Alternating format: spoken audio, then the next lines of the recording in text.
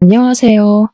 제 이야기를 들어주실 여러분께 인사부터 먼저 올려봅니다. 저는 이제 겨우 30대를 막 넘긴 이곳을 찾아오기에는 비교적 어린 나이에 속하는 여자랍니다. 제가 어쩌다가 이곳을 찾아와서 익명으로 사연을 올리게 되었는지 무척 궁금하지 않으십니까?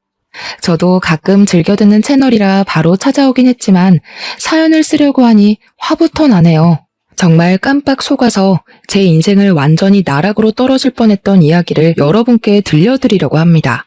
제가 차마 제 실제 지인들에게는 쪽팔리기도 하고 뒷말이 나올 게 분명해서 털어놓지 못했는데요. 그러다 보니 명치가 쓰라린 게 화병이라도 생긴 것 같더라고요. 상담가 선생님께서 화병을 풀어내는 데엔 속 이야기를 나누는 것만큼 좋은 게 없다고 하셔서 익명의 힘을 빌려 다 털어놓고자 청취자 여러분을 찾아왔습니다. 그럼 정말 황당하고 열받고 어이없고 죽이고 싶을 만큼 분노했던 이야기를 시작해 보도록 하겠습니다. 끝까지 저와 함께 해주시고 저한테 잘했다, 장하다 칭찬해 주시는 거 잊지 말아주세요. 저는 어릴 때부터 든든한 전문직에서 종사를 하고 계시는 아버지, 할아버지, 그 외 친척들 덕분에 어려움을 한 번도 겪지 않고 유순하게 자라왔습니다. 저희 아버지는 변호사를 직업으로 삼고 계셨고요. 대대손손 법조계 집안이기도 해서 꽤 알아주는 로펌의 대표로 자리하고 계셨습니다. 대법관을 하신 큰 할아버지로부터 시작해서 집안에 판사, 검사, 변호사가 사이좋게 옹기종기 모여 있어서 은근한 경쟁이 붙기도 하는 그런 집안이었습니다. 서로 사건 이야기를 하다가도 갑자기 논쟁이 붙기도 하고 서로에게 정보를 주지 않으려고 말을 아끼기도 하고 아무튼 가족들끼리 자주 만나는 편이었는데 무척이나 재밌었습니다. 우리 사촌들까지도 모두 집안의 가업을 이어야 하지 않겠냐면서 내놓으라 하는 법쟁이들이 되었는데 그 사이에서 유독 저만 법과는 다른 길을 걷게 되었습니다. 사촌들이 전부 남자 형제였기에 집안의 유일한 손녀였던 저는 모든 친척들에게 금지오겹 우리 딸로 자라게 되었습니다. 그래서 우리 할아버지께서 절대로 저만큼은 어두컴컴하고 험한 꼴 많이 보는 법조계로 발을 들이지 말라고 신신당부를 하셨습니다. 아무래도 범죄자를 만나야 하고 범죄 현장에 대해 조사를 해야 하고 신물나게 글자를 들여다봐야 하는 일 말고 편하게 좋은 것만 하라는 뜻이었겠죠. 사촌들 사이에서 유일한 소녀였던 저는 어릴 때부터 용돈도 더 많이 받고 칙칙한 건 가까이 하지도 말라는 어명이 있었습니다. 물론 우리 할아버지께서도 판사 출신이셨지만 여자는 조신하게 꽃꽂이나 음악, 미술 이런 걸 하는 게 좋겠다고 하셨습니다. 어릴 때부터 악기를 배우고 그림을 그리고 화분을 키우고 정말 제 의견은 하나도 고려하지 않은 일들을 시키셨습니다. 물론 저는 그것들 전부에 소질이 없었고 흥미도 없었으며 취미도 없었습니다. 제가 시키는 일을 잘했다면 일찌감치 적성을 찾아서 예체능 계열로 쭉 나갔겠지만 아쉽게도 저는 그런 조신한 성격이 아니었거든요. 저는 또래보다 성장이 조금 빨랐고 키도 컸으며 뼈대가 아주 남다른 체격을 지니고 있었습니다. 요즘 여성들처럼 뼈대가 마르고 호리호리한 체격이 아니라 딱 봐도 다부진, 조금 솔직하게 이야기를 한다면 덩치가 있는 체질이었습니다. 물론 과하게 살집이 붙어서 그런 건 아니고 정말 체격 자체가 도드라지는 그런 몸뚱어리를 가지고 있었습니다. 초등학교 시절부터 남달랐던 저는 학교 체육 선생님의 권유로 유도를 배우게 됐는데 정말 너무나도 소질이 있고 재미까지 있는 게 아니겠습니까? 사람을 엎어치기 할 때 그 희열은 아직까지도 생생할 정도로 저에게 딱 맞는 운동이자 취미였습니다. 하지만 저희 할아버지께서는 늘 곱고 아름다운 우리 손녀딸, 벌레 한 마리도 죽이지 못하는 우리 손녀딸로 알고 계셨기 때문에 제가 유도를 배우는 건 절대적인 비밀이었습니다. 만약 제가 유도를 배우는 걸 아셨다면 그 길로 유도장에 찾아와 제 머리끄덩이를 잡고 집으로 돌아가실 분이었기에 전공은 못하고 취미로만 배우게 되었습니다. 다른 거라도 잘했으면 참 다행일 텐데 하필이면 운동 말고는 적성에 맞는 걸 찾지 못해서 저는 결국 집안의 반대를 무릅쓰고 체육학과에 진학을 했습니다. 몸 다치는 과격한 운동은 절대 안 된다고 해서 어쩔 수 없이 제 진로는 경기 심판일로 정해지게 되었고 생각지도 못한 공부를 하게 되었습니다. 우리 할아버지는 끝까지 저에게 그렇게 남자들이 득실득실한 곳에 찾아가서 일을 해야겠냐고 저를 말렸지만 별 수 있나요? 제가 관심 있는 일이 이쪽이고 잘하는 일도 이쪽인데 제 인생을 대신 살아주실 것도 아니면서 말입니다. 체육학과에 진학한 저는 유일하게 여자 같은 사람이었기에 남학생들의 많은 대시를 받게 되었고 대학을 다니면서 연애도 꽤 여러 번 하게 되었습니다. 아무래도 제가 진학을 하게 된 쪽이 남자들이 많은 곳이라서 더욱 저에게 관심이 쏠렸을 수도 있을 겁니다. 그때는 치마만 입으면 다 좋아할 나이 아니겠습니까? 저는 그 기회를 놓치지 않고 열심히 연애를 하면서 학교 생활을 즐겼습니다. 하지만 연애하는 걸 숨기지 못했던 저는 아주 곤욕스러운 일들을 수차례 겪게 되었습니다. 제가 유일한 여자 손녀라고 했잖아요. 우리 일가 친척들이 정말 오버를 해대면서 제가 남자친구를 사귄다는 소식이 들리면 학교에 찾아오고 그러는 겁니다. 진짜 얼굴을 들고 다닐 수 없을 정도로 쪽팔리는 일들이 한두 가지가 아니었습니다. 우리 귀염둥이의 남자친구가 누구냐면서 체육관에 찾아와 고래고래 소리를 지르는 사촌 오빠를 봤을 땐 정말 학교를 휴학할까 고민도 했습니다. 물론 그게 나중에는 일부러 장난을 치려고 한 짓이라는 걸 알고 사촌 오빠의 머리털을 뽑아버렸지만 당시에는 자퇴를 고려할 정도로 큰 수치였습니다. 아무튼 금이야 오기야 잘한 손녀답게 제가 남자친구를 만나도 제대로 된 대우를 받지 못하면 금방 헤어지기 일쑤였고요. 집안에서도 제가 만나는 남자친구를 알게 되면 자꾸 찾아가서 우리 귀염둥이를 울리면 죽여버린다고 으름장을 놓는 바람에 헤어지는 일도 많았습니다. 오죽하면 제가 해외로 도피 유학을 가야 하나 이 집을 떠나야지만 연애도 하고 결혼도 할 수 있겠다 하고 생각을 했으니까요. 그런 일들이 반복이 되니 자연스럽게 저와 연애를 하겠다고 나서는 용감한 인간들의 씨가 마르기 시작했고요. 저는 대학교 3학년 때부터 딴 데 눈을 돌리지 않고 학교 생활만 열심히 하는 학생이 되었습니다. 부모님께서는 절대적으로 말리셨지만 국제 심판이 되려면 필수적으로 유학을 가야 해서 저는 대학을 졸업한 이후에 유럽으로 유학을 떠나게 되었습니다. 4년을 공부를 하고 국제 심판 자격증을 취득한 이후에 한국으로 돌아왔는데 그게 제 나이 29살의 일입니다. 꽤 오랜 시간 해외 생활을 했기 때문에 한국으로 돌아와서 부모님과 함께 사는 생활이 즐겁고 행복했습니다. 아침밥을 걱정할 일도 없고 어머니께서 생필품도 사다 주시고 집안 살림도 다 봐주셨기 때문에 일에만 집중할 수 있는 시간이었습니다. 우리 부모님도 정년을 향해 가면서 가정에 더 충실하시려고 노력하셨기에 우리 가정은 항상 웃음이 끊이지 않았습니다. 저는 운 좋게 바로 취업을 할 수 있었고 국내 대회 심판 일을 보면서 하루하루를 즐겁게 보내고 있었습니다. 제가 취업을 한 지 한 6개월쯤 지난 어느 날 우리 회사분 중 한 분이 저에게 남자를 소개해주고 싶다고 이야기를 하셨습니다. 한국에 와서는 남자친구를 사귀지 않았기 때문에 괜찮겠다 싶어서 뭐 하는 사람이냐고 물어보았습니다. 그러자 되게 비밀인 것처럼 상당한 부자라고 이야기를 하는 게 아니겠습니까? 자기도 간단한 회식 자리에 참석했다가 만나게 된 사람이라고 했습니다. 경기를 하게 되면 후원을 하는 스폰서 기업들이 붙기 마련 아니겠습니까? 그런데 가끔은 개인이 후원을 하기도 하거든요. 이 사람은 알부자인데다가 스포츠에 관심이 많은 사람이라서 개인적으로 경기 후원을 하는 사람이라고 하는 겁니다.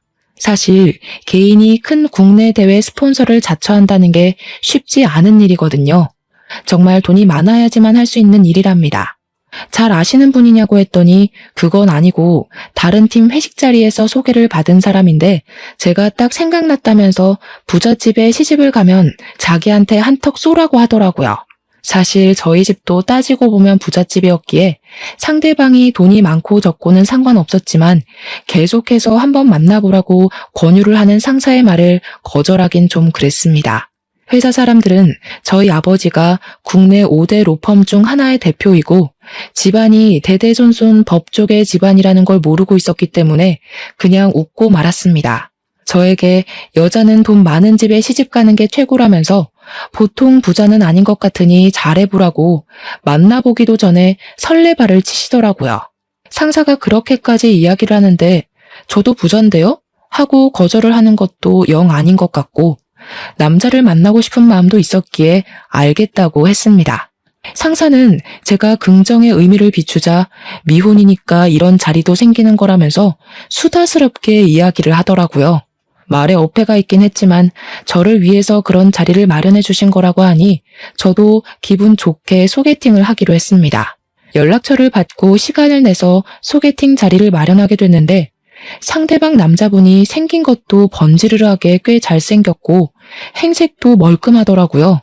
아무래도 제가 보고 자란 브랜드들이 있으니까 남자가 딱 제 앞에 서자마자 머리부터 발끝까지 스캔을 쭉 했는데 옷도 죄다 비싼 것들이었습니다. 그 남자가 입고 온 슈트가 우리 사촌들이 좋은 자리 있을 때 입고 다니는 명품 슈트랑 같은 것이었거든요. 그날 밥 잘 먹고 저에게 집까지 데려다 주겠다고 해서 본가로 향하는데 차도 외제차를 끌고 왔더라고요. 아, 진짜로 개인 스폰을 하는 엄청난 알부자구나 라는 생각을 하게 됐습니다. 제가 소개팅 자리에서 직업을 물어볼 때 그냥저냥 주식이나 투자로 돈을 번다고 했었거든요. 그 말은 딱히 직업은 없다는 뜻 아니겠습니까? 그런데도 명품 슈트에 외제차를 끌 수 있는 유지력이 있다는 거니까 집안 자체가 부자구나 하는 생각을 하게 되었습니다. 생각보다 대화도 잘 통하고 허세도 없는 사람이라서 첫 만남에 집까지 데려다주고 하는 걸 거절하지 않았습니다. 그날 이후로 연락도 더 자주 하게 됐고 다음에 또 만나자는 약속도 잡게 되었습니다. 몇 번 만나보니까 사람이 더욱 진국이라는 걸 알 수 있게 되었습니다. 세심하게 배려를 하는 모습이라던가 제가 불편해하는 기색을 바로바로 눈치챈다던가 정말 로맨스 소설에 나올 법한 남자였습니다. 매번 저의 본가까지 데려다 주었고 저의 운전기사를 자처하는 그 남자에게 누가 빠져들지 않을 수 있을까요? 저희는 결국 연애라는 걸 시작하게 되었고 다른 연인들과 다름없이 서로에게 매일 밤 사랑을 속삭이면서 행복한 나날들을 보내고 있었습니다. 연애를 한 지 한 6개월쯤 지난 어느 날 우연히 남자친구와 함께 전시회를 보러 가게 되었는데 그 자리에서 하필이면 우리 사촌 오빠 중 한 명을 만나게 되었습니다. 오빠는 변호사로 일을 하고 있었는데 요즘 방송 프로그램을 보면 변호사들을 초청해서 사건 이야기를 나누거나 사연이 들어오면 법률 조언을 해주는 방송이 많지 않습니까? 그런 방송에 꾸준히 나와서 얼굴을 조금 알린 변호사였습니다. 관심 있게 보면 어느 방송에 나왔었는지 딱 알아차릴 수 있을 정도의 인지도를 가지고 있는 사촌이었습니다. 저를 보고 너무나도 반갑게 인사를 하면서 저한테 다가오길래 옆에 있는 남자친구가 의식되어 조금 당황스럽긴 했지만 저도 반갑게 인사를 해주었습니다. 오빠는 여기 무슨 일이야? 평소에 이런 거랑 친하게 지내는 사람도 아니면서. 아, 언니랑 같이 온 거야? 제가 막 물어보는데 사촌 오빠의 눈이 제 남자친구에게 콕 박혀 있더라고요. 어쩔 수 없이 여기는 내 남자친구라면서 사촌 오빠에게 인사를 시켜주니까 사촌 오빠도 그제야 악수를 청하며 남자친구와 통성명을 했습니다. 사촌 오빠는 결혼을 약속한 여자친구와 함께 전시회를 보러 왔다면서 시간이 없어서 밥이나 커피는 같이 못하겠다고 전시회 천천히 보다 가라며 먼저 자리를 떴습니다. 순간 집안 사람들이 전부 남자친구의 존재를 알게 되겠구나 싶어서 땀이 뻘뻘 흐르는데 예비신랑이 조용히 저한테 물어보더라고요. 저 사람 요즘 방송에 자주 나오는 변호사 아니야? 저 사람이 자기 사촌이라고? 응, 우리 사촌 오빠야. 아버지가 삼형제신데 그중에 둘째 동생 아들. 왜? 아니, 방송 나오신 거 봤거든. 집안이 대대손손 법조계에 있다고 하는 걸 들었는데. 맞아. 우리 집에서 나 빼고는 다들 법조계에서 일하고 있어. 사촌 오빠가 방송에 나와서 몇 번 가족들에 대해서 이야기를 한 적이 있나 보더라고요. 그동안은 제가 사촌들에 대해서 이야기를 한 적이 없었으니 전혀 연관을 짓지 못하고 있다가 우연히 만난 사촌 오빠 때문에 저희 집이 어떤 집안인지 알게 된 것이었습니다. 사실 대대손손 법조계라고 하면 보통 사람들은 부담스러워하긴 하거든요. 하지만 남자친구도 집안이 꽤 부자니까 별로 신경 쓰지 않을 것이라고 생각했습니다. 그건 제 착각이었죠. 남자친구는 저희 집안이 부담스러웠던 건지 뭔지 사촌 오빠를 만난 이후에 이상하게 뜨뜨미지근한 태도를 보였습니다. 간이고 쓸개고 다 빼어줄 것처럼 굴었던 남자친구가 은근히 거리를 두려고 하는 모습에 저에게 정이 떨어졌나 싶어서 속상하기도 했습니다. 저는 참지 않고 솔직하게 말을 해달라고 왜 요즘 거리를 두는 거냐고 물어보니까 화들짝 놀라면서 오해라고 하더라고요. 투자를 하던 주식 하나가 손해를 보게 되어서 요즘 기분이 좋지 않았다고 걱정시켜서 오히려 미안하다고 저에게 사과를 했습니다. 그 뒤로는 또 잘해주길래 정말 투자 때문에 그런가 보다 하고 생각하게 되었어요. 하지만 간혹 가다가 이상한 기분이 들 때도 있었습니다. 예를 들면 남자친구가 자기는 미국 유학을 다녀왔다고 이야기를 했는데 동부 서부를 헷갈려 하더라고요. 거기다가 저도 유럽권으로 유학을 갔다 와서 영어를 더 많이 썼었는데 예비 신랑은 미국으로 다녀와 놓고도 영어를 잘 하지 못했고요. 한인타운에서 생활해서 그렇다고 하는데 아니 학교 수업은 영어로 받지 않겠습니까? 좀 아리송한 느낌이 들었습니다. 과거 이야기를 하면 은근히 불편한 기색을 보이기도 하고 해서 뭔가 제가 알면 안 되는 사정이 있는 것 같다는 느낌을 지우지 못하고 그냥 넘어가게 됐죠. 예비 신랑이 상당히 언변이 좋았기 때문에 금방 다른 주제로 확확 넘어갔기에 저는 별 의심을 하지 않고 넘어가게 되었습니다. 그래도 헤어질 만한 일은 아니었기에 1년을 넘게 연애를 하게 되었고 변호사 사촌 오빠가 입을 다물고 있다가 새해에 친척들이 다 모인 곳에서 폭탄을 터뜨렸습니다. 저를 보고 개구지게 웃더니 남자친구랑 결혼은 안 하냐고 이야기를 해버린 거죠. 당연히 모든 친척들의 시선이 저에게 확 쏠리게 되었습니다. 우리 귀염둥이의 남자친구가 누구냐면서 이 자리에 데리고 나왔어야지 왜 안 왔냐고 남자는 남자가 봐야 된다. 얼굴 한번 보자 난리가 났습니다. 저한테 폭탄을 넘긴 사촌 오빠를 보면서 이를 뿌듯 갈고 남자친구랑 이야기를 잘해보고 다음 모임 때는 데려와 보겠다고 했습니다. 저는 남자친구를 만나서 집에서 있었던 일을 이야기하면서 다음번 모임 때 같이 가자고 이야기를 하니까 난감해하는 거 아니겠습니까? 그러면서 하는 말이 제가 들고 다니는 가방이라든지 차, 사는 집, 옷만 보고 부자일 거라 생각을 하긴 했지만 법조계 집안인지는 몰랐다고 하더라고요. 저는 솔직히 그게 무슨 문제가 되나 싶어서 이해를 하지 못했습니다. 우리 집에서 보자고 하니까 같이 가자고 한 것뿐이니까요. 하지만 남자친구는 아직 만난 지 1년밖에 되지 않았으니 천천히 했으면 좋겠다고 부담스럽다고 했습니다. 며칠 전까지만 해도 언제 결혼하냐, 빨리 가정을 꾸리고 싶다고 노래를 불렀던 것 같은데 갑자기 저러니 이상했습니다. 하지만 누구라도 저희 집이 부담스러울 수 있다고 생각이 들기도 해서 그냥 넘어갔습니다. 저도 그런 시선을 느낀 적이 몇 번 있었기 때문에 나서서 저희 집안이 대대손손 법조인들로 이루어져 있다고 말을 하고 다니지 않았거든요. 예비 신랑이 몇 주간 고민을 하더니 저에게 대뜸 우리 집 식구들을 보기 전에 자기 집 식구들을 먼저 만나보는 게 좋겠다고 하더라고요. 당연히 예비 신랑네 부모님을 만나러 가는 자리라고 생각을 해서 양손 무겁게 한우와 과일을 선물로 준비를 했습니다. 집도 아니고 밖에서 보자고 하길래 좀 이상했는데 만나기로 한 장소에 웬 또래의 여자가 나와 있는 게 아니겠습니까? 예비 신랑이 반갑게 인사를 하길래 저도 인사를 드리니 예비 신랑의 누나라고 말을 하더라고요. 그런데 그 누나라는 사람이 저를 머리부터 발끝까지 쭉 훑어보더니 이상하게 적대감이 가득한 얼굴로 저를 쳐다보는 게 아니겠습니까? 첫 만남부터 뭔가 실수한 게 있나 싶어서 가시방석에 앉은 느낌이 들었습니다. 집안이 상당히 빵빵하다고 들었는데 내 동생 무시하고 그러는 거 아니지? 내 동생이 우리 집에선 아주 귀하게 자란 아들이거든. 시작부터 저에게 경고를 하듯이 이야기를 하는데 말끝마다 너네 집 빵빵하다고 우리 집 무시하는 거 아니야? 하면서 말을 하더라고요.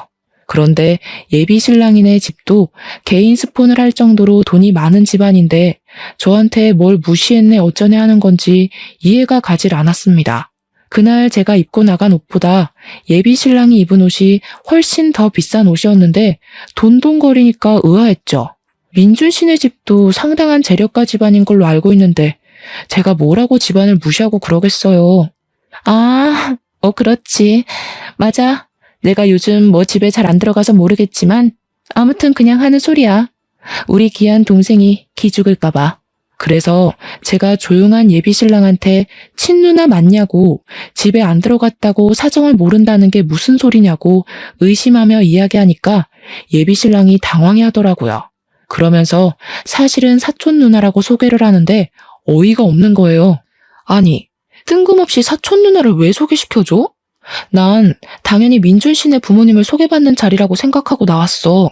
우리 부모님이 바쁘셔서 사촌 누나 먼저 소개해주려고 한 거지. 설마 그 전시회에서 우리 사촌 오빠 만났다고 이런 자리를 만든 거야? 그러니까 예비 신랑이 아무 말도 안 하고 멀뚱멀뚱 있더라고요. 그 사촌 누나라는 사람이랑 자기가 무슨 어릴 때부터 친남매처럼 달아왔기 때문에 결혼할 사람이 생기면 당연히 서로 보여주기로 했다고 변명을 하더라고요. 제가 어이가 없어서 말없이 뚱하게 앉아 있으니까 그때부터 사촌 누나라는 사람도 저한테 말 한마디 안 거는데 와, 진짜 뒤통수 맞은 느낌이 들었습니다. 저도 먼저 화해의 제스처를 취하고 싶지 않아서 물어보는 말에만 대충 대꾸하고 자리를 빨리 끝내고 싶은 사람처럼 굴었습니다. 드디어 예비 신랑 입에서 이만 일어나자는 이야기가 나왔고 당연히 제가 준비해간 선물은 민준 씨 손에 들려주려고 했죠. 근데 사촌 누나라는 사람이 선물 준 거는 잘 먹을게 하면서 양손에 쥐고 일어나려고 하는 게 아니겠습니까? 놀래서 제가 확 낚아챘습니다. 저를 무슨 짓이냐는 듯 쳐다보길래 이것까지 주면 진짜 호구 잡히는 것 같은 기분이 들어서 웃으면서 이야기를 했습니다. 이거는 민준 씨 부모님 드리려고 산 거라서요. 민준 씨가 집으로 가지고 들어가. 얘 좀 봐라. 얘, 내 입은 입도 아니니? 내가 안 그래도 물어보고 싶은 게 많았는데 우리 민준이 얼굴 봐서 꾹 참았거든. 너네 집안 사람들은 죄다 법조계에서 일한다고 하더니 너는 왜 체육과야? 공부 못해서 어쩔 수 없이 그쪽으로 빠진 거 맞지? 보니까 집안이 잘난 거지 지는 잘난 거 하나 없구먼. 진짜 열이 확 뻗치는 게 예의가 없어도 너무 밥 말아먹었다 싶더라고요. 제가 인상을 쓰고 사촌 누나라는 사람을 쳐다보니까 더럽고 치사해서 그냥 가겠다고 빈손으로 성큼성큼 나가더라고요. 제가 또 기골이 장대한 여자고 키도 사촌 누나보다 크고 운동을 계속 해왔으니까 몸이 진짜 좋은 편에 속하거든요. 제가 째려보니까 무섭기라도 했나 완전 뒷공문이 빠지게 도망간다 싶어서 솔직히 조금 고소한 마음도 들었습니다. 운동을 배운 게 이런 데서 도움이 될 거라고는 생각도 못했거든요. 예비 신랑의 가족이긴 하지만 어쨌든 사촌 누나를 만난 이후에 제가 우리 부모님을 만나러 가자고 이야기를 하는데 계속 이 핑계 저 핑계 대면서 미루더라고요. 안 되겠다 싶어서 그럼 예비 신랑이네 부모님부터 만나러 가겠다고 집으로 가자고 하는데 집에 왜 오려고 하냐 그냥 편하게 밖에서 만나자 하더라고요. 집 청소를 안 하고 뭐 주식 자료며 그런 걸로 정신이 없다고 밖에서 만나야 부모님도 편하실 거라고 하더니 나를 안 잡는 거예요. 만나자, 날 잡을게. 아, 그날은 안 된대. 이게 무한으로 반복되니까 저도 짜증이 나잖아요. 그래서 그냥 결혼하지 말자고 때려치우자고 강하게 나갔습니다. 그제야 다음 주 토요일에는 시간이 된다고 하셨다면서 만나자고 하는데 점점 정이 털리더라고요. 결국에는 토요일에 시부모님 되실 분들을 만나서 한정식 집에서 밥을 먹었는데 예비 시부모님 인상이랑 예비 신랑의 인상이 완전히 달라서 놀랬습니다. 예비 신랑은 키도 크고 피부도 하얀 편이고 쌍꺼풀이 없는 눈이었는데 시부모님은 두 분 다 쌍꺼풀도 있고 키도 작고 까무잡잡하시더라고요. 길 가다가 가족이라고 말 안 하면 진짜 생판 남이구나 싶을 정도로 닮은 구석이 하나도 없었습니다. 그날 한정식 집에서 뭐 들어도 안 들어도 상관없는 살아온 이야기 같은 걸 듣고 자리를 파하는데 제가 잘 먹었습니다 하고 인사를 했어요. 그러니까 예비 시부모님께서 무척이나 당황해 하시면서 본인들은 당연히 예비 며느리가 사주는 줄 알고 지갑을 안 들고 왔다고 하시는 거예요. 어쩌지? 우리가 지갑이 없는데 하는데 황당해서 그냥 제가 계산을 하고 나왔습니다. 예비 신랑도 어쩔 줄 몰라 하면서 부모님이 지갑을 안 들고 오실 줄은 꿈에도 몰랐다고. 뭐 어쩌겠어요. 그 뒤로 저희 집안 가족 모임이 잡히게 되었고 예비 신랑에게 우리 집 모임에 같이 가자고 했습니다. 매년 어버이날마다 가족들끼리 모여서 밥을 먹는데 한 3주 정도 남은 시점이었거든요. 이왕이면 미리 말해주는 게 좋겠다 싶어서 이야기를 했죠. 그러니 예비 신랑이 알겠다고 그날 만발의 준비를 해서 오겠다고 하더니 그 다음 날부터 주식시장에 변동이 심해서 일을 좀 해야 할 것 같다고 만나주질 않더라고요. 이건 또 무슨 일인가 싶어서 어이가 없었지만 저도 경기 일정이 계속 잡혀 있었기 때문에 서로 바빠서 아예 만나지를 못했습니다. 어버이날 전날에 약속 있지 않았지? 하니까 걱정하지 말라고 준비 다 했다고 하더라고요. 그래서 가족들에게 줄 선물이라도 챙긴 건가 싶어서 혼자 기특해하고 있었습니다. 이번에도 만나는 게 부담스럽다고 하면 파혼할 각오까지 하고 있었기 때문에 예비 신랑이 순순히 따라오겠다고 한 점에서 점수를 듬뿍 주었습니다. 결혼 준비를 시작한 것도 아니고 이제 겨우 인사를 드리는 것뿐인데도 이렇게 복잡하니 결혼 준비는 얼마나 복잡할까 겁이 나기도 했습니다. 어버이날 전날 예비 신랑에게 미리 집안 분위기도 설명해 줄 겸 점수 따려면 해야 하는 행동도 말해 줄 겸 만나자고 했더니 알겠다고 하더라고요. 그래서 회사 쪽 카페에서 만났는데 저는 진짜 너무나도 놀라고 말았습니다.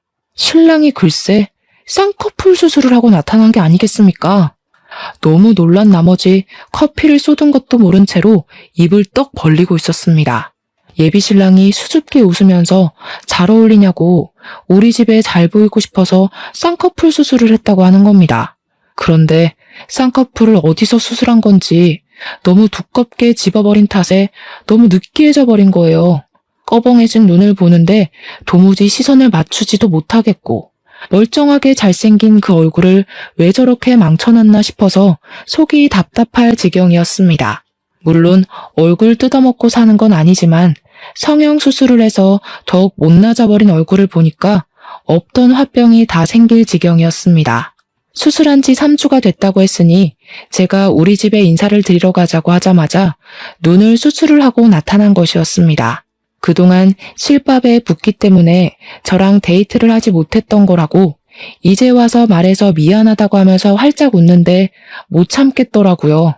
진짜 눈이 감기나?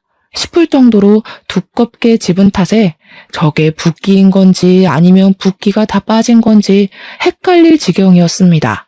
집에는 이미 예비 신랑이 인사를 드리러 올 거라고 말을 해놨는데 이제 와서 눈 때문에 못 데려가겠다고 할 수도 없고 해서 울며 겨자 먹기로 다음날 모임에 예비 신랑을 데리고 나갔습니다. 다들 예비 신랑의 얼굴을 보자마자 하면서 말이 없더라고요. 전시회에서 만났던 변호사 사촌이 원래 저 얼굴이 아니었던 것 같은데 하면서 황당해했습니다. 제가 짜증이 확 나서 우리 집에 잘 보이고 싶어서 쌍꺼풀 수술했대 하니까 다들 필사적으로 웃음을 꾹 참으시더라고요. 그러더니 사촌 중 한 명이 누구를 닮은 것 같다고 어디서 많이 본 얼굴이라고 예비 신랑을 빤히 쳐다보더라고요. 그 사촌은 검사로 일을 하고 있는 사촌 오빠였는데 계속 뚫어지게 쳐다보니까 예비 신랑이 부담스러워했습니다. 아, 닮긴 누굴 닮아. 그만 쳐다봐. 웅삼이. 그 말에 다른 가족들도 결국 웃음을 참지 못하고 다들 빵 터지고 저는 응삼이 누군지 몰라서 막 찾아보는데 사진 보고 뒤로 자빠질 뻔했습니다. 우리 예비 신랑은 기분이 나쁠 만도 한데 거기서 하하 웃으면서 땀을 뻘뻘 흘리더라고요. 그리고 예비 신랑이 먼저 자기 입으로 제가 응삼이를 닮아서 그런가 봅니다 하면서 분위기를 바꿔놓았습니다. 다들 성격은 좋은 것 같다면서 하나둘 풀어져서 예비신랑에게 이것저것 질문도 하고 음식도 챙겨주시고 했습니다. 그날 그 모임에서의 일로 예비신랑이 용기가 생긴 건지 뭔지 저한테 빨리 결혼했으면 좋겠다면서 결혼 노래를 부르더라고요. 저는 응삼이가 된 그 얼굴에 적응이 되지 않아서 뭘 서두르려고 하냐고 이제 인사드린 거 아니냐고 한 발 뒤로 물러섰는데 예비신랑은 포기하지 않고 결혼 노래를 불렀습니다. 그러던 어느 날 사촌 누나라던 여자가 저한테 만났으면 좋겠다고 연락이 오더라고요. 더 이상 볼 일이 없을 거라고 생각했는데 꼭 할 말이 있다고 저를 부르길래 어쩔 수 없이 자리에 나가게 되었습니다. 너네 결혼 이야기 오가고 있다는데 맞니? 이야기를 들었을지 모르겠는데 사실 민준이가 지네 부모랑 좀 안 친해. 그래서 혼자 산 지도 오래됐고 민준 씨 부모님이랑 함께 산다고 했었는데요. 그래서 집에도 놀러 가본 적이 없는데 무슨 말씀이신지. 아니, 혼자 사는 거나 다름없다고. 사람 말을 끝까지 들어야지 왜 말을 끊니? 민준이네 부모님이 집에 잘 안 들어오는데 가끔 와서 그래. 그런데 사촌 누나분이시라는 분은 외가 쪽 친척이에요? 친가 쪽 친척이에요? 지금 그게 중요하니? 중요한 건 그게 아니라 내가 민준이랑 제일 친한 가족이고 내가 너한테 부탁할 게 있어서 좀 보자고 한 거야. 다른 건 아니고 내가 민준이한테 그간 빌려준 돈도 좀 있고 내가 돈이 급해서 그런데 돈 좀 해줘. 저는 순간 저한테 돈이라도 맡겨놓은 줄 알고 깜짝 놀랐습니다. 민준 씨에게 빌린 돈이 있으면 당연히 민준 씨에게 받으셔야지. 그걸 왜 저한테 달라고 하세요? 민준이한테 이야기 못 들었어? 요즘 주식 상황이 별로 좋지 못해서 민준이 투자금 회수하는 게 좀 버겁다고 하더라. 어차피 너네 예단 예물 그런 거 다 할 거 아니야? 민준이네 부모님은 그런데 관심도 없어. 내가 민준이랑 제일 친한 가족이니까 대신 받는 셈 치는 걸로 하면 되잖아. 그거는 제가 시부모님과 만나서 상의를 해보도록 할게요. 어른들도 계시지 않는 자리에서 저희끼리 정하는 건 아닌 것 같습니다. 민준이네 부모는 민준이 제대로 키우지도 않았다니까. 그 부모들은 받을 자격이 없는 사람들이야. 내가 민준이 업어 키운 거나 마찬가지인데 내가 받아야 하지 않겠어? 당당하게 이야기를 하는데 이게 무슨 콩가루 집안인가 싶더라고요. 계속 말을 이어가 봐야 저한테 불리할 것 같다는 생각이 들어서 시댁에서 저에게 해주는 게 없다면 저도 딱히 준비할 맘 없다고 선을 그었습니다. 그러니까 화들짝 놀라면서 집도 부자인데 당연히 바리바리 예단을 준비해야 하는 거 아니냐면서 친척들 것까지 싹 다 준비를 하라고 훈수를 두더라고요. 시댁에서 예물을 줘야 저도 구색에 맞춰서 준비하는 거 아니겠습니까? 근데 한술 더 떠서 사촌 신우가 저에게 종이를 내밀더라고요. 이거 예단 목록인데 우리 집에 살림 채워야 할 것들 써놨어. 집을 해온 것도 아니고 아직 상견례니 뭐니 결혼 준비를 하나도 한 게 없는데 예단 목록이라며 그것도 사촌 신우 집안 살림을 채우라뇨. 종이 적힌 목록이 아주 가관이었습니다. 자기네 집에 냉장고, 세탁기, 건조기, TV를 놔달라고 적어놨길래 기가 막히더라고요. 막말로 친누나도 아니고 사촌 누나인 주제에 뭘 받아 챙기겠다는 건지.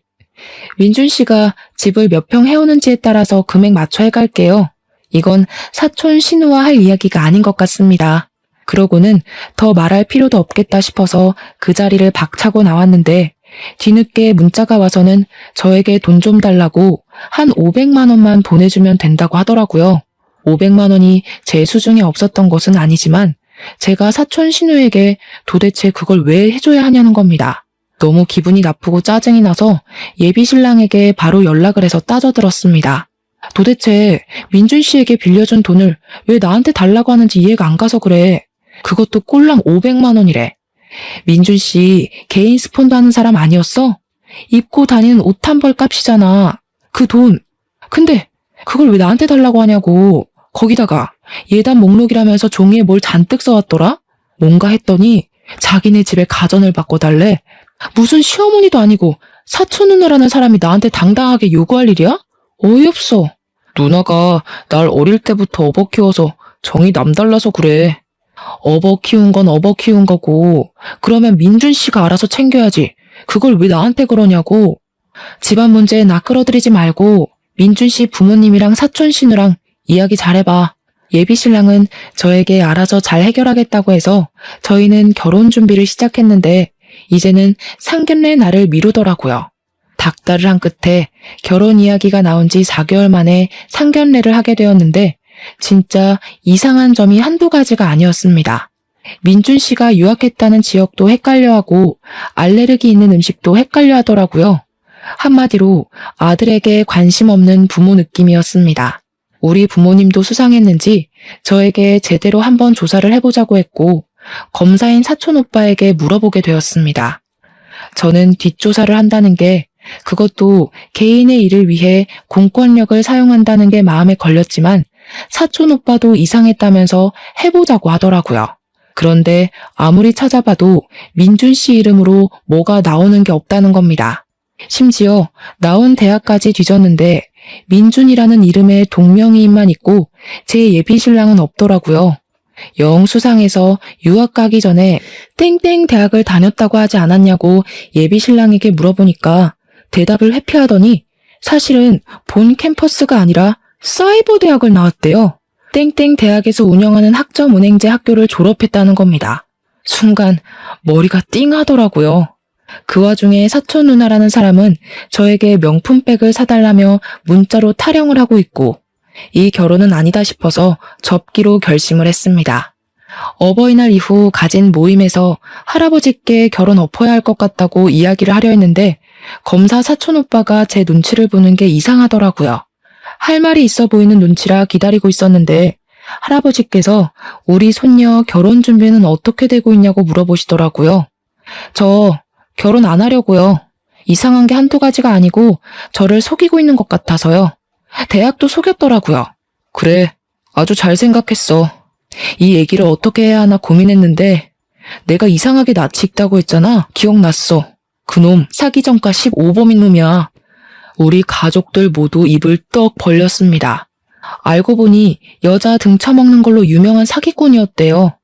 결혼하자고 꼬셔놓고 혼수비다 아파트 중도금이다 하면서 돈 뜯어내고 나르는 놈이고 이름도 민준이 아니라 영석이라는 겁니다. 같이 동거하면서 공범짓을 하는 여자라고 사진을 보여주는데 사촌 신우라던 그 여자더라고요. 그 여자도 전과가 12범이라고 했습니다. 제가 어이가 없어서 막 웃었더니 가족들이 우리 귀염둥이 실성했다고 본때를 보여주자면서 증거를 잡기 위해 미행을 하자고 했습니다. 개인 스폰이고 뭐고 다 구라였는지 원룸촌으로 들어가는 민준, 아니 영석을 발견하고 저희는 블랙박스며 녹음기며 카메라며 만발의 준비를 했습니다. 끌고 다니던 외제차도 렌터카였고 입고 다니던 옷도 대여숍에서 빌린 옷이었다고 하더라고요. 원룸에 들어갔던 영석은 운동복으로 갈아입고 현관 입구 옆 화단에서 사촌 신우라던 그 공범과 같이 담배를 피우고 있더라고요. 저와 사촌들은 차에 숨어서 살짝 창문을 열고 그 대화를 엿들었습니다. 야, 쌍수하니까 아예 못 알아보던데 검사도 못 알아보더라. 얼마나 가슴을 졸였는지. 법조인이라더니 다들 사건이 많아서 그런가? 이대로 망하나 싶었는데 큰 거 한탕 하겠어. 자꾸 걔한테 돈 달라 뭐 사달라 하지 마. 때가 되면 다 뜯어낼 수 있어. 일단 예식장 비용부터 뜯어야 할 거 아니야. 요즘 호텔은 억 단위라던데? 아씨, 큰 거 기다리다가 놓칠까봐 그렇지. 불안하기도 하고. 아무튼 이번 일 끝나면 우리 혼인신고 하는 거다. 기다려, 해준다니까. 근데 영석 씨, 나도 민준 씨 하는 게 입에 붙어서 영석 씨 본명이 입에 안 붙어.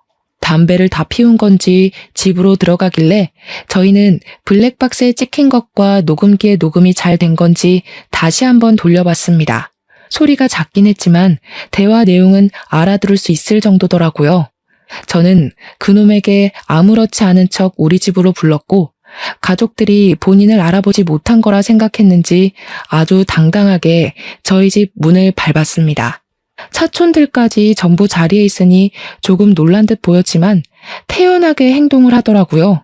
영석 씨, 놀랐어? 가족들이 다 있어서? 그러니까 그놈이 얼굴이 새파랗게 질려서는 영석? 영석이가 누구야? 하면서 파르르 떨더라고요. 저는 바로 그놈의 뒷주머니에 있던 지갑을 가져왔고 저지하려는 그놈을 가로막은 채 지갑 안에 신분증을 꺼내서 보여주었습니다. 여기 있네. 영석 씨. 변호사 사촌이 신분증을 가져가더니 자기가 전시회에서 본 얼굴이 이 얼굴 맞다면서 능청스럽게 연기를 했습니다. 그러니 지갑도 챙기지 않고 도망을 가려고 몸을 틀더라고요. 제가 뒷덜미를 잡고 들배지기로 들어올려 몸을 틀어서 넘어뜨렸습니다. 우리 할아버지께서 박수를 짝짝 치시면서 우리 손녀딸 기술이 아주 고급이라고 대단하다고 해주셨죠. 저는 사기꾼에게 모든 진술을 다 하라고 협박을 했더니 그제야 저희 사촌들의 귀에 팍 눌려서는 잘못했다고 빌더라고요. 경찰에 바로 신고를 해서 여기 사기꾼이 있으니 잡아가라고 했고 사기꾼은 저에게 한 번만 봐달라고 눈앞에 나타나지 않겠다고 했지만 저는 조용히 그놈을 경찰에게 인계했습니다. 경찰서에 가서 사기꾼이랑 공범이랑 둘 다 자기들은 돈이나 현물을 받은 게 없어서 사기죄가 성립이 안 된다고 뻔뻔하게 나오더라고요. 당연히 그럴 줄 알고 공범의 통장에 전날 500만 원을 보내놨었거든요. 이체 내역이랑 공범이 저에게 돈 달라고 했던 문자를 보여주니 경찰도 혐의가 인정된다고 했습니다. 억울한 눈으로 저를 바라보는데 저는 웃으면서 제가 당할 뻔한 이야기를 쭉 경찰에게 진술했습니다. 이미 전과 15범, 12범이라서 가중처벌을 받을 텐데 합의하실 거예요? 아니면 소송 전? 당연히 소송이죠. 합의를 울부짖는 그 연놈들이 유치장에 갇히는 걸 보고 나서야 저는 경찰서를 나왔습니다. 당연히 집안에 빵빵한 변호사들이 있는데 소송전으로 가야지 뭐 한다고 합의를 하겠습니까? 결국 두 사람은 사기죄에 사칭죄까지 붙는 바람에 전과가 하나씩 늘어나게 되었고 짧지만 징역형도 살게 되었습니다. 그 뒤로 아주 불편하게 사촌들이 직접 소개해주는 남자들만 만나라는 할아버지의 명령이 떨어졌지만 한동안 남자 만날 일은 없을 것 같습니다. 제 이야기 재미있으셨나요? 다음에도 재미난 일이 생기면 이곳에 찾아와 속 시원하게 풀고 가도록 하겠습니다. 감사합니다.